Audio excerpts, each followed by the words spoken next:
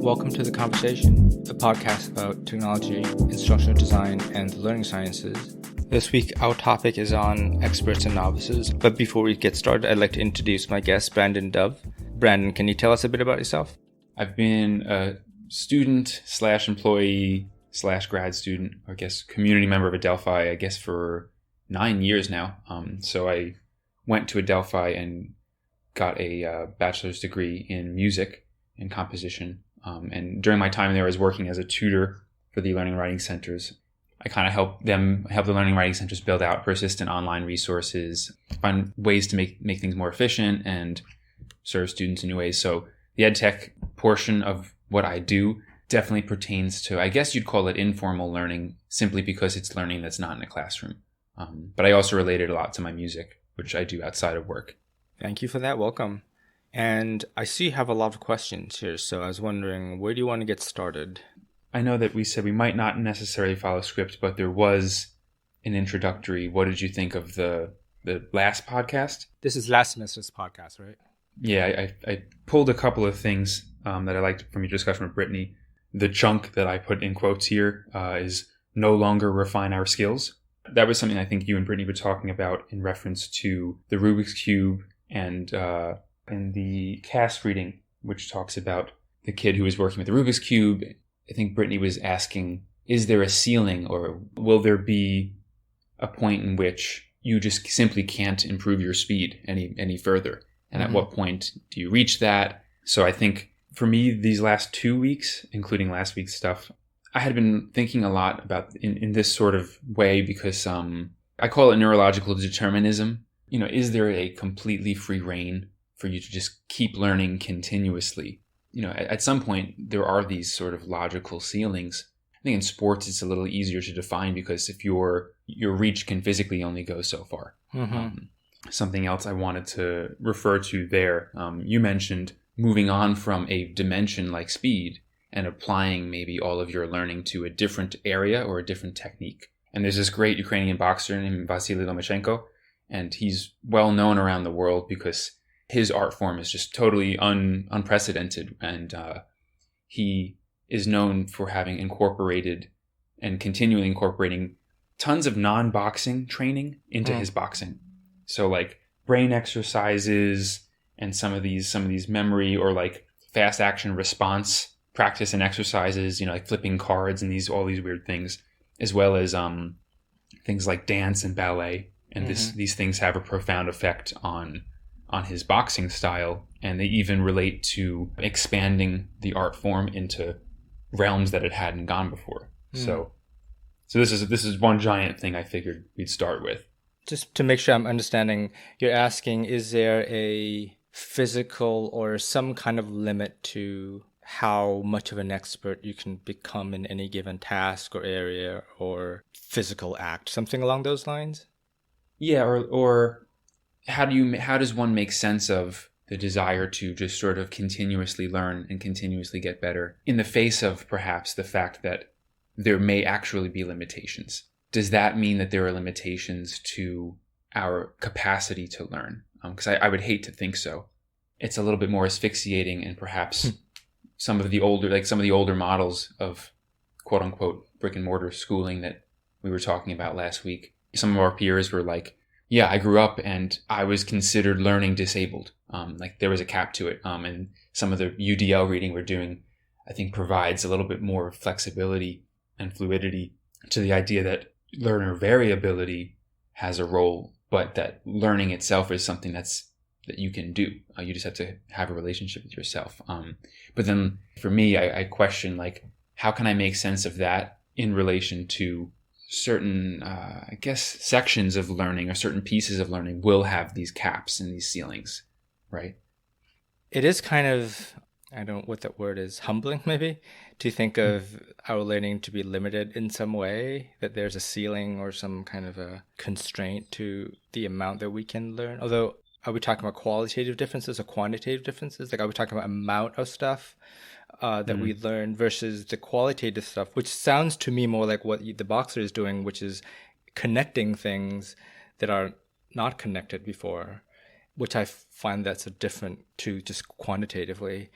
And I don't know about the limitation, how that would manifest, assuming you're not talking about like some kind of an illness where someone is incapable of retaining new memories or that kind of thing. If you're talking about just regular people in the course of our lives, I feel like, I know we talked about age a lot in the week on the brain, and I feel like at every stage in your life you are able to harness different parts of your learning that maybe a younger person is able to learn in this way, but an older person would be able to take a more macro view or have a broader, just from the life experience, which the young person isn't able to do. So I think there are a lot of these differences, and that's why I think the interesting thing about the expert readings is to look at ultimately what is the point of learning in school learning in particular, but not necessarily limited to that. Is that if the idea of going to school is to hopefully do something authentic, like kind of what experts actually do in their real lives or approach it, then we need to know what experts learn, and making sure that given the limited amount of time we have in schools, that we want to make sure that the learning happens that is similar to what experts learn. When viewing learning through the lens of something like UDL, that a truth that we are signing on to, one that I would love to believe, is that the accomplishment of the expert is accessible by everyone. What do you mean by that? Okay, if somebody is a master at something, what I keep on calling determinism, or like neurological determinism, a view like that, I guess, would probably say something like, this person is unbelievable, they're a master, and there are unique parts of them and unique talents that they hold, which allows them to be masterful, or allows them to attain a level that not everyone can attain. What I seem to be getting from UDL is that perhaps that is not entirely true, and that someone else who may not be able to attain that mastery in the same way that the master did, if they were in tune enough with their own learner variability and really in tune enough with themselves and their own style of learning, that like they might have a different path to get there, but that ultimately like the level of mastery is not necessarily unique to a particular master. When you say master, are you talking about just an expert within the field, or are you talking about like a genius? I guess I was intending it for, to be like a master within a field. Okay. So we're not talking necessarily Albert Einstein, but maybe we're talking about like a physicist, like a professor or engineer, I guess. Like, can we achieve that level going through a different pathway kind of thing?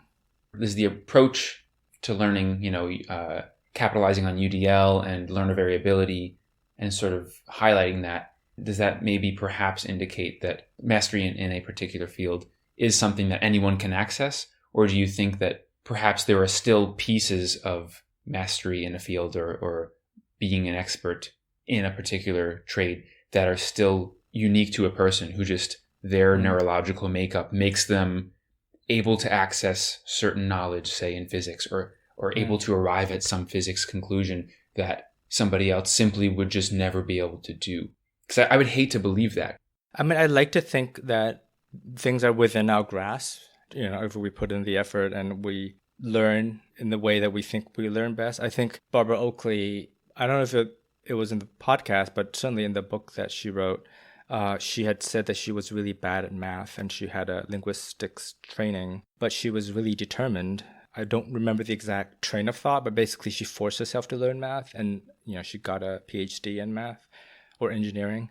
So I think in that sense, we are able to become experts in different fields. I can't say if it's universally true. Like, can everyone become a musician or artist, or can anyone be a writer? I guess I'm going to the creative fields for some reason. So I don't know if everything is related to the brain. Like, I think that's something that I actually don't know about. I think maybe when it comes to creativity, it's a little bit tricky. I do think it's possible. You said something that totally just rang a bell, which was when you get into the creative field, it's like, can anyone be a musician or a writer? In my head, it's sort of like, it's this weird debate between natural talent versus practice, right? Like with enough practice, can anyone be a great musician? The same musician that somebody else might not need to practice as much for. And so I wanted actually to go to page 25 of the cast reading. And there's a quote here. Felix knows how to regulate his own practice because he's aware that anxiety can interfere with his progress. He says that he practices daily, but if he is not able to do well or he is not enjoying it, he takes a break. I'm sure I'll probably end up referring to lots of music stuff. Music, not only is it my trade and what I do with a lot of my time, but in some ways, mastery and learning iterates itself much more in my growth as a musician. I feel like I never really think about being a student. So this is another thought chunk. And I think of these as like functions, and maybe we'll get there. Because Matt Karinga, in the EdTech programming class, the first one, he referred to functions as thought chunks, because you're just like condensing all of this meaning. Like you define all the meaning, and like once it all makes sense to you, then you like wrap it into this perfectly named thing. And then every time that point forward, you refer to that phrase or that one word, and it means. So like the thought chunk that I wrote down here, practice versus natural talent, or easiness versus hardness, I call it doing the hard thing. For some people, they have natural talent. Could you attain what they would attain via natural talent? But for you, it might involve doing something difficult. So in music in particular, especially in jazz music and improvisation, there's this, it's very, I think, very akin to language, particularly in terms of the way that kind of communicate in the moment with each other through improvisation. And the acquisition of it, I think, is really similar, where there are these huge schools of thought that contrast each other. So one, creatively, is more like going to a country and just learning the language through osmosis. Other people prefer something more along the lines of, I prefer to learn vocabulary and grammar, practice these things to really cultivate my own language or cultivate my own identity.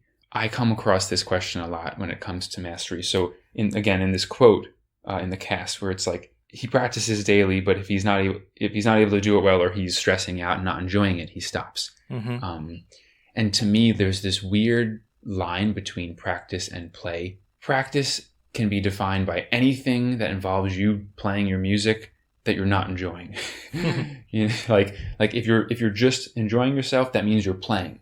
But if you're practicing, that's the thing that you don't want to do. Like the buckling down and putting hours in, and really it's hard. And so then there's this weird thing, because some of these creative masters of music, they may have put in the same kind of work that somebody who's regimented puts in.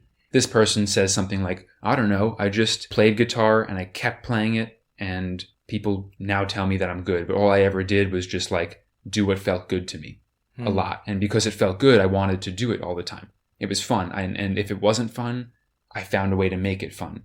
Or if it wasn't fun, I just didn't do it. I just focused on the things that inspired me. And that made me practice 12 hours a day because I was just enjoying myself for 12 hours. Versus these other people who say something like, there's a rock guitarist named Steve Vai, who's of this school, who's like, I had a 10-hour practice schedule during my teenage years, and it was really regimented. Nothing came naturally to me, having fun in the name of discipline to get good. And so there's like this doing the hard thing versus doing what feels good. Like if both of their masteries are considered equal in this case, like one person who just did what they enjoyed and therefore did it for hours and practiced and worked hard because it felt good, and somebody else who didn't necessarily have that piece of their brain that allowed them to find fun in practice, but they wanted to be so good that they tried and they sacrificed and they were disciplined. And they're both, let's just say, inherently the same quote unquote level of mastery. Is one more valuable than the other because it involved more work and sacrifice versus fun? My response would be that people should be able to find ways of attaining mastery in their own way because they have their own work habits that works for them. I always talk about meditation because that's probably the hardest time I ever worked. But like I had a colleague of mine who she said she would go to the library and at like 8 in the morning or 9 in the morning, and then work until 5, and very, very disciplined in that way. And I was never like that. I would just go about my life, and I knew that I have a very narrow window. At the time, I was most focused on in the evening. Now I'm focused in the morning, but at the time I was most focused in the evening. And so I would use that window of time to write whatever it is I need to write, and then go from there. Like if I forced myself to do the 9 to 5 thing, or if she did it my way, like would that be better? I don't think so. I don't think, because that's not the way we work. And likewise, in the examples you gave, I mean, it's always interesting as an expert, like as a musician or whatever, you find out about how other people do stuff, and it could be very different from how you do it. It's kind of interesting to learn and maybe even try it out. But if it's not your thing, then it's not your thing. We have to allow that there's variation in the way we approach mastery, practice, and all that stuff. I fall somewhere in between. My approach to learning on my instrument, I don't want any stones left unturned kind of person. I think I aspire to be that person who's really regimented.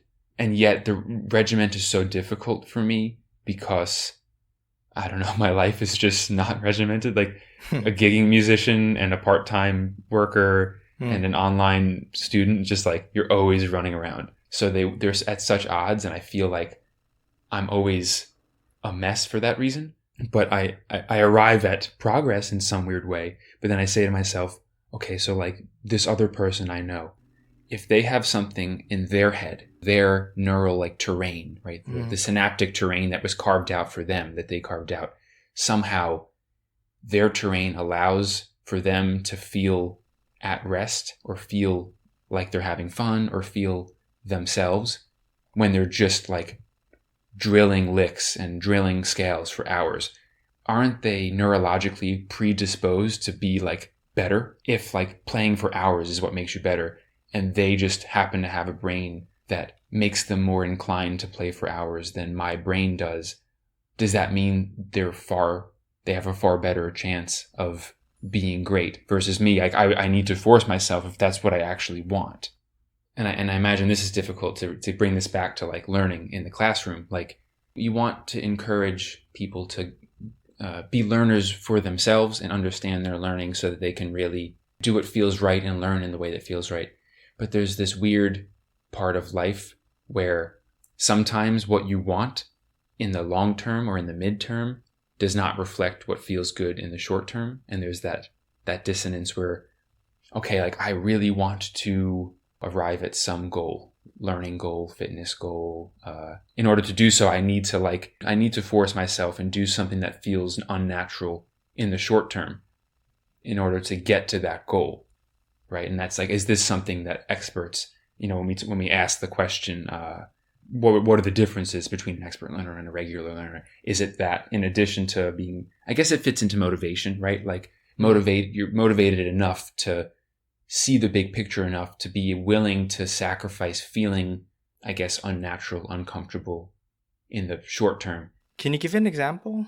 To oversimplify it for someone who's into fitness goals, if you want to be able to lose 15 pounds over 6 weeks, you're changing your diet and you're exercising more.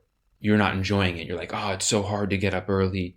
But I know that if I give in to my desires, which may be to sleep late or to eat something unhealthy that wouldn't lead to that weight loss, then if I give in to those desires, I won't accomplish this goal that I know is important to me.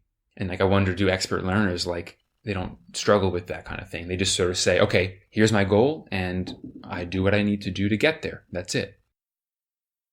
I'm sure there are a lot of things that experts have to do that they were uncomfortable with doing, not even necessarily related to their field. Like, I don't like public speaking, but I kind of realize that it's part of what I have to get used to doing. And, the more it happens, the less stressful it becomes. I'm assuming there has to be a lot of things that any expert in any given field has to do, provided that it's not like a major part. Like if a major part of your job is something that you don't like to do, I think that's going to be a bit of a problem. I'm not going to pursue a job in, becoming a motivational speaker, for example, because that's a big part of it. But like I can teach where it's kind of compartmentalized and it's something that I can put aside for a brief time. There's one quote that I found, like I highlight because like in a different color. So it was on page 43 of CAST. Say, furthermore, members of an expert learning system. So this is like when they were talking about how like the system is the entire school, even down to the people working in the cafeteria. Like it's a culture-wide thing. Yeah. Furthermore, members of an expert learning system demonstrate that they are motivated enough to sustain the effort and persistence that learning may require, despite frustrations and difficulties, and even when additional time and resources are required. Yeah, so that seemed like it spoke to some of that, like that weird discomfort factor or struggle factor. Yeah, I mean, I think learning involves some kind of struggle, not necessarily like in a physical, painful kind of way, but it does involve you grasping with some challenge that, I guess, especially if it's a meaningful, it involves some tension that you want to resolve in order to figure something out, or figure something out, or turn it into something that you can chunk and then put aside, kind of thing. It's really the process, it's the struggle, it's the figuring out where you learn all these new things, and I guess in our reading where you're actually physically creating these new pathways, and then the product kind of just culminates.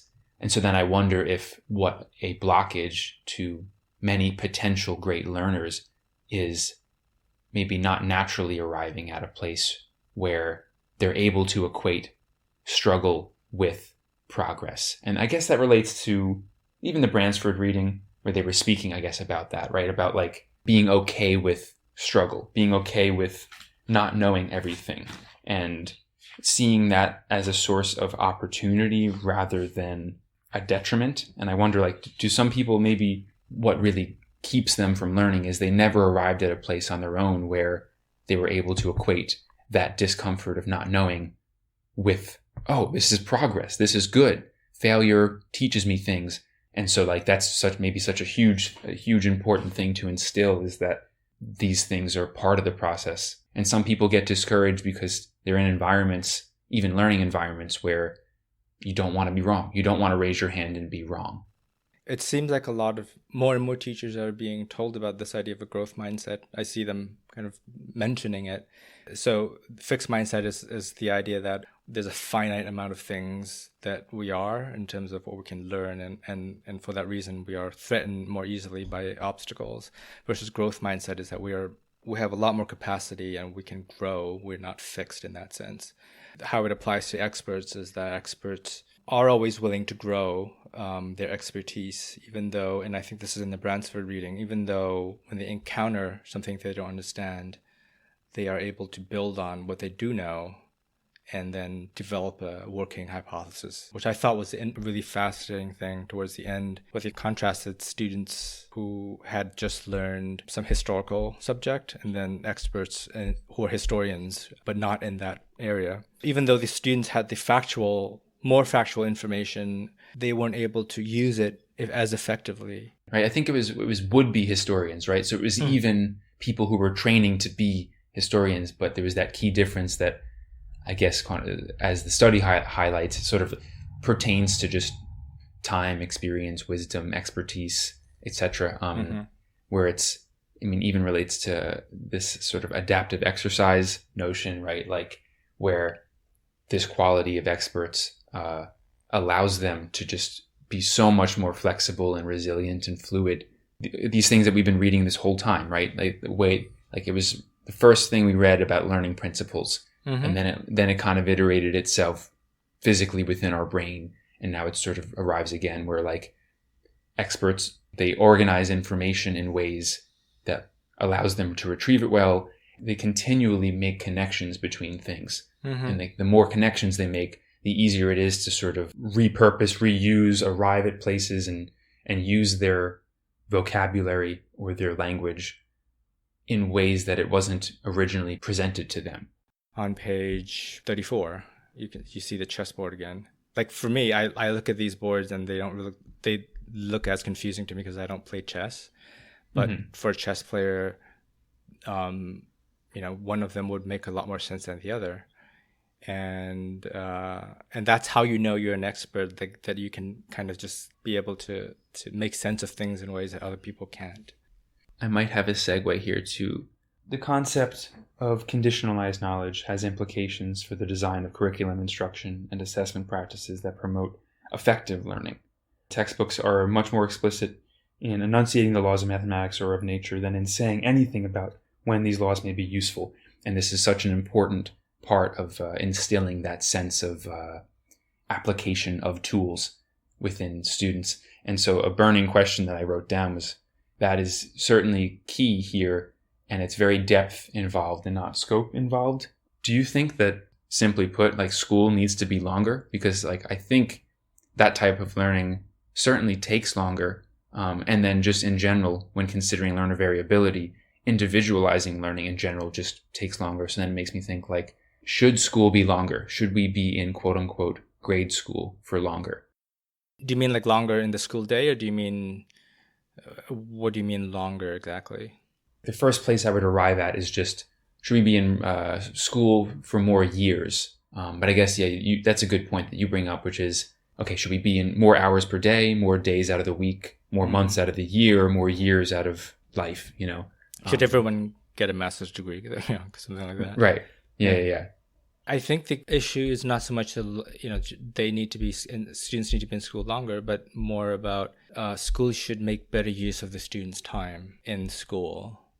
And I think the pressures of standardized testing, which oftentimes can't properly evaluate the expert learning stuff, that puts a lot of pressure on teachers. So I think that's why instructional design is important, is that we can take what time we are given and make better use of it, so that students are not spending time learning what the Bransford reading called inert knowledge, but providing them with context and giving students the ability to make connections and transfer it to other things. I think a lot of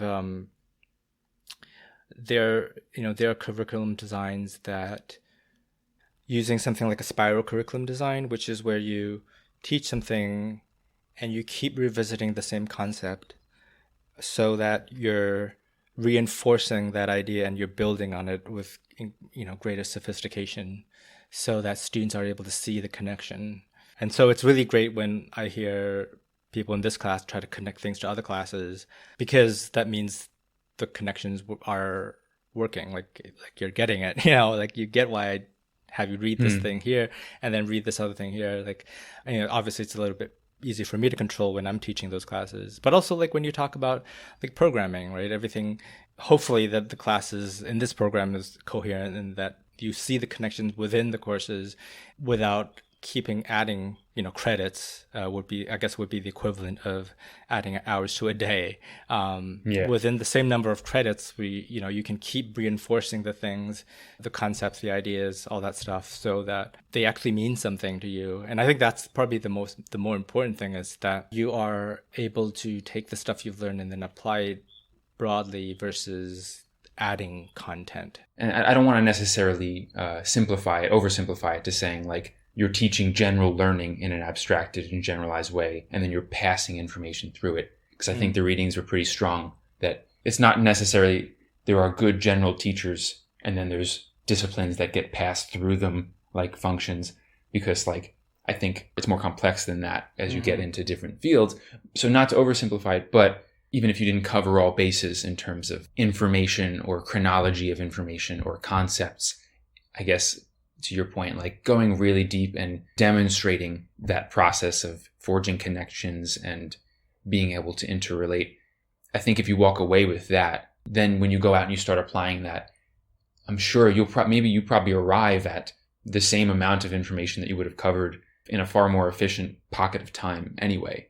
I guess if you're learning and on your own, that's different. But like if you're taking a class, whether it's in K-12 or whether it's college, like a semester is a finite number of weeks, right? And the job of the instructor is to kind of curate the things and the experiences and the readings and the activities in a way that produces the best kind of learning and transfer. And that's why it's not as easy, I guess, as it sounds, maybe, Yeah. because it's just not content. Just like, here's a list of 300 things, to just read it and you'll be the expert. I mean, if it was that easy, I think we wouldn't need a concept of instructional design, right? It's the idea that a lot of things needs to be designed in terms of sequence, in terms of challenge, like layers and all that stuff. When I was reading the Bransford, I think page 32 and 33, which was right in the beginning, that's where the chunking of elements, I think, first came up. I saw this here as kind of like low order versus high order languages, like programming languages, right? So that, okay, now I know a little bit of JavaScript. I want to go deep down now and figure out all of these pieces that are embedded into the JavaScript language. Like, okay, where do they come from? I want to understand them on the cellular level or the molecular level. And that's a great pursuit if you're really passionate about something. But JavaScript is what it is because it's a higher order language that allows people who arrive at JavaScript to start solving more complex problems without having to learn these really, really machine level languages.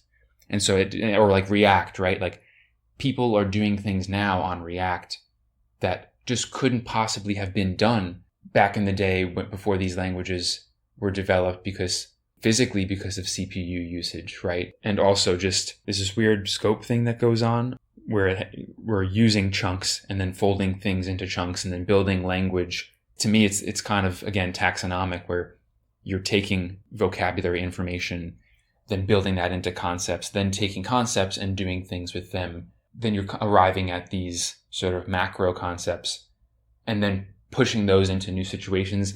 So there's this weird hierarchy, not necessarily in a bad way, but this weird taxonomy or hierarchy. And it makes sense why, when you become increasingly high order in a particular language, you're not only faster or more fluent in the vocab because your processing time is less. You're able to demonstrate expertise because you're not concerned with sentence level issues because you're like looking at the arguments. I'm trying to make an analogy, like you're not using all of your focus to try and comprehend the letters in between a word because you're already reading sentences or you're already looking at paragraphs.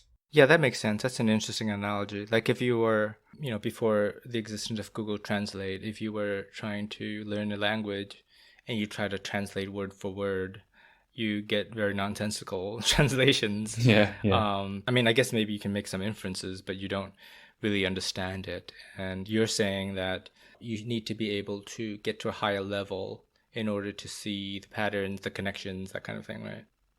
Yeah, and that's sort of how do you get to higher level? Like, so how do you get to that level that the expert is at, where they're still learning, but they're just solving problems, their problem solving and their acquisition of learning. It's just calibrated to a different piece. It's like kind of like further down the line, but they're still just doing similar processes as you. And how do you get there?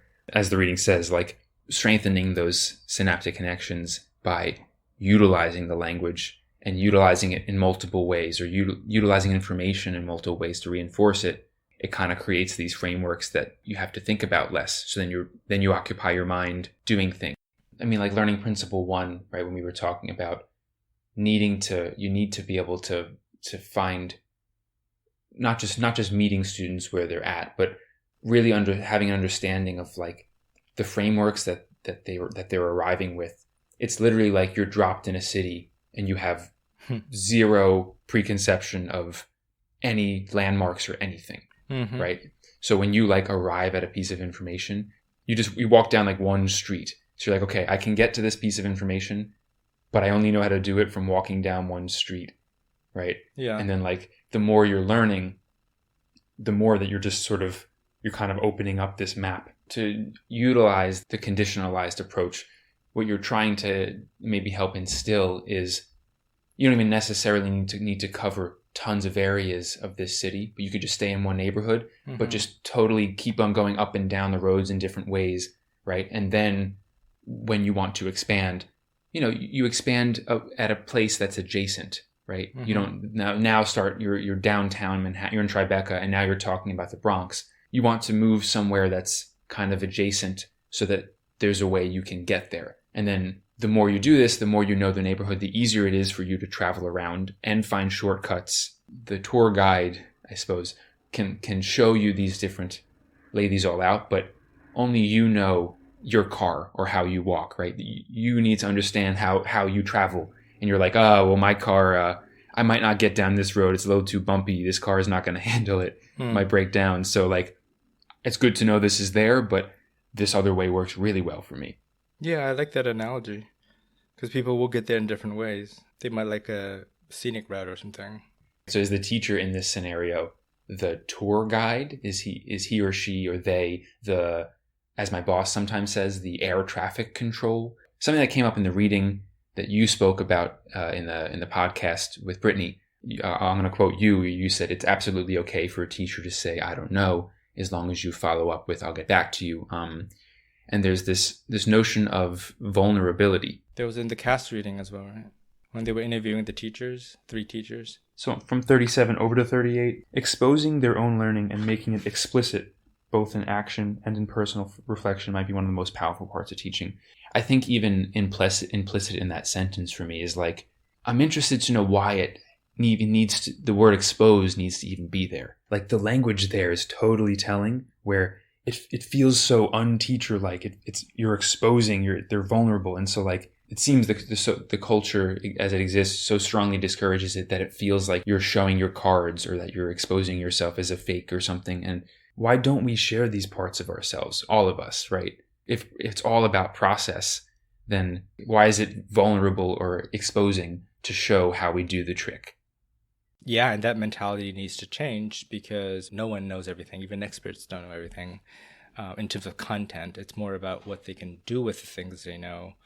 And that's why it's important for the teacher to model that behavior to make the students more comfortable doing that. Otherwise, the teacher is the evaluator, right? They are the ones who put the red marks on your paper or, your test. And that creates a relationship where, the teacher knows everything and the student doesn't. But if you show that process, including when you're stuck, that's helpful, I think, for the students because it allows them to open up as well. It might even be important or helpful to create moments where the teachers are trying to figure things out kind of on the fly. I guess that's kind of why I decided to do the podcast, because it's not me always like deciding everything. It's more spontaneous, and I don't always know stuff. Not knowing does not mean that you are not capable of knowing, right? Or like the importance of failing, the importance of the struggle, all of these things we were talking about earlier. Like this is all part of the process. Even me as the teacher, I don't know, but it's also important for me to tell you, I don't know, but I'm going to find out, and we're going to find out. Yeah. Social media definitely presents itself as one of these potential, quote, communities of practice that came up. To me, it was like, oh, social media can totally be that, right? It can help form these communities of practice. And as a matter of fact, I'm like totally part of some. I'm like, oh, that's right. Like when I'm following these music accounts on Instagram that showcase different players, Instagram can either really make me excited to like get better by seeing a bunch of people who are really good, who all want to contribute. Or it could also like really discourage me because people only put their best foot forward. And so, yeah, it kind of almost promotes that fixed mindset because no one shows their process. It's just like showing only the 25th take. You know, why do we only celebrate the part of the expert? When you look up to someone who's an expert, one of the things that impresses you about them is just their level. And so, but even though they're operating at a level, it doesn't hurt their ethos if they show that they mess up, right? But I mean, then it does make you feel like you're more connected. Like, oh, he or she or they mess up just like I do. Some people or some entities need to conceal expertism if they're using it in some way that involves commodification, maybe. Like you want to hide your process because you don't want other people to steal it or something? Right, because it's sort of like everyone wants to be the best. So if I'm the best, now all of a sudden I'm like, I have proprietary information. In music, I feel like this iterates itself all the time because there's this weird competitive nature to it. It's a community of people who all want to play and have fun, but then somewhere along the line, it ends up being this contest. Like, it doesn't have to be that way. And certainly for people who are in the field or who are novices trying to get into the field, those are things that would be helpful. I think that's why mentorships or apprenticeships are so helpful if your field has something like that, because it lets you see the process in a way that others don't. And I think a lot of the communities practice stuff, the body of work that they cite from, grew out of studying apprenticeships between different occupations, and showing how people learn, the novice watching or being next to the expert, and then, which is kind of how most people learned for a long period of time. I mean, this is like, even to draw parallels to the jazz idiom, like getting back to this licks versus no licks debate. Like, do you practice licks, or is that unnatural and you just go and you immerse? Like, some people will argue that all of the jazz greats, like, they learned by going to the bandstand and looking at the people that they were inspired by, and going every night to watch them play until the early hours of the morning, and just studying and immersing. And I guess it shows up in learning, like in like curricular praxis, and even nurses, right? Nurses are, their placements. I feel like you see it more in trade-based things than you do in K through 12, like sort of just general education. Another big question that some of this relates to for me, which is what the place of being an expert has in education. Because I think about this a lot in terms of what people's motives are for going to school. You mean K-12, or do you mean college, or in general? I guess all of them, because I guess I'd probably say K-12, for all intents and purposes. I'll say that the motive there is I was forced to go, right? Or like, this is just what I did. This is kind of how it works. And then you get the opportunity to choose a little bit more as you get into higher ed. But then I see it in higher ed because there's a lot of education and curriculum that is oriented around serving the different values that people have in going to school. And sometimes I feel like the college model, in a couple of ways, there's like this like means to an end oriented education, which is for people who want to go for to learn a particular trade or get a degree. Like, I guess the end result of that, like, or the motive is like they want to get a job. I guess in K-12, it's sort of like I guess this is like the standardized testing stuff, right? Like it turns learning into a means to an end to get you into better schools, to give you better opportunities. Then there's this other, like, promoting learning just for the sake of learning or being an expert. But then naturally, like, the more people become experts, or the more experts we have who just value being learners and being experts, I feel like the more collectively we progress, right? As a society? Yeah. I mean, I'm still trying to think of your original question about what's the role of experts in school or in education. Like, if someone was going to ask, like, if a kindergartner said, like, what's the point of you trying to teach me to be an expert? Like, why should I care about being a learner or an expert? I mean, if you can hold up an expert in the field and say, you're learning this because people who do this stuff actually use it, as opposed to just not even knowing. Like, ideally, schools are preparing students not just to become an English professor or a math professor, but to do stuff that they need to do, whatever job they are doing, so that they know how to write and do critical thinking and do math and think mathematically. If you don't see that connection, it often becomes really, like you said, it's about motivation. You lose that motivation, you lose a big picture. Because if the reason is for the testing or even for getting a job, it's not necessarily the best motivation. Especially if it ends there and it's sort of like getting a job, but you can't go further, or if it's not explored further, like, well, why would I want to get a job? And I mean, I suppose, like, this is one of those things that, like, if you just keep on pulling at it, you'll take it.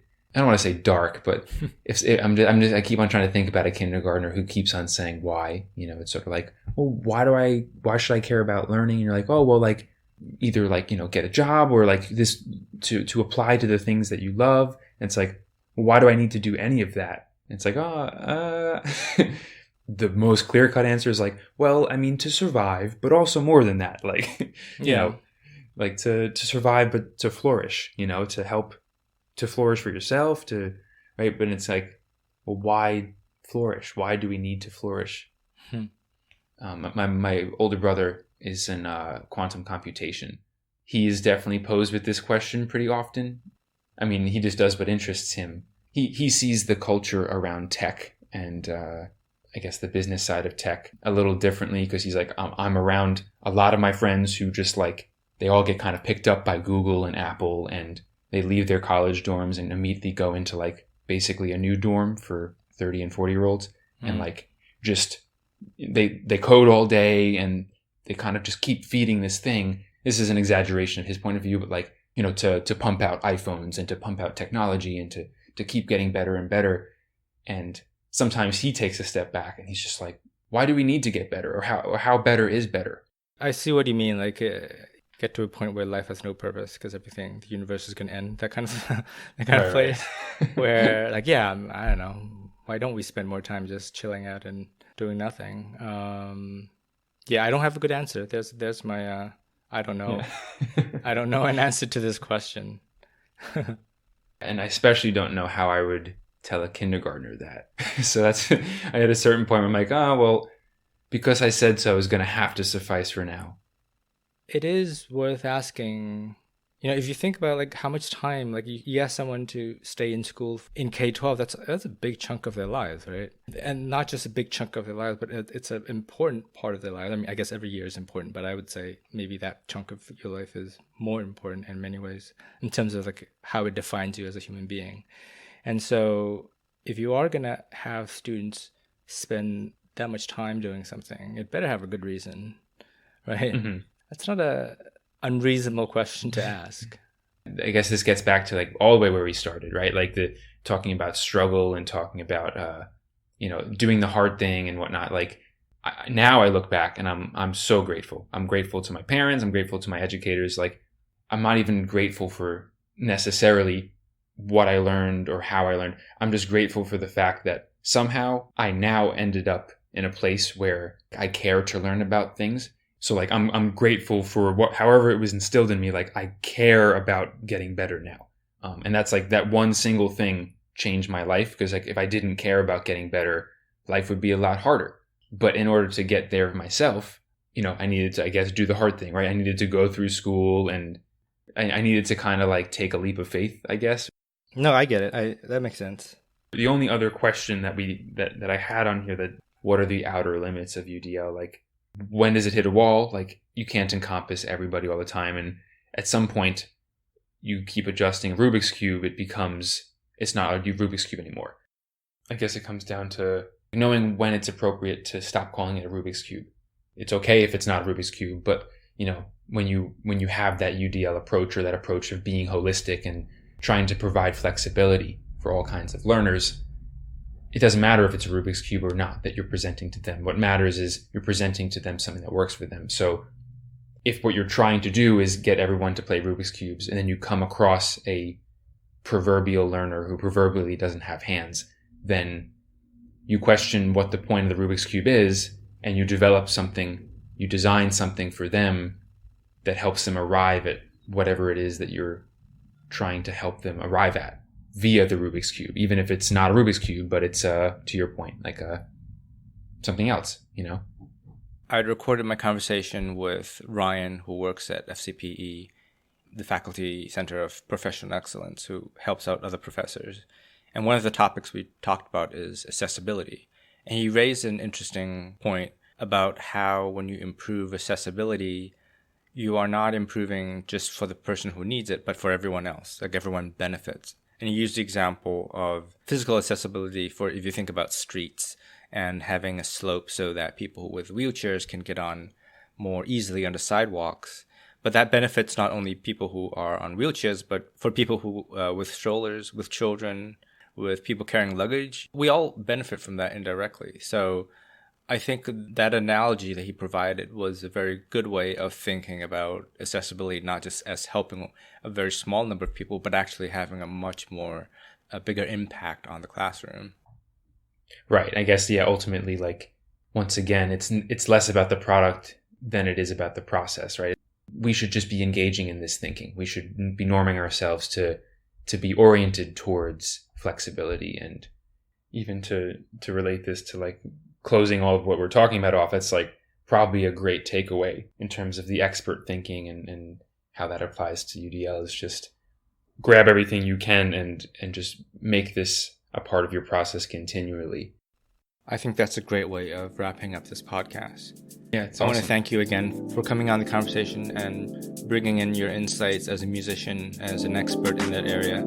So thank you for that, and have a great weekend. All right, thanks so much. We'll talk on Slack and VoiceThread. All right, sounds good. Take care.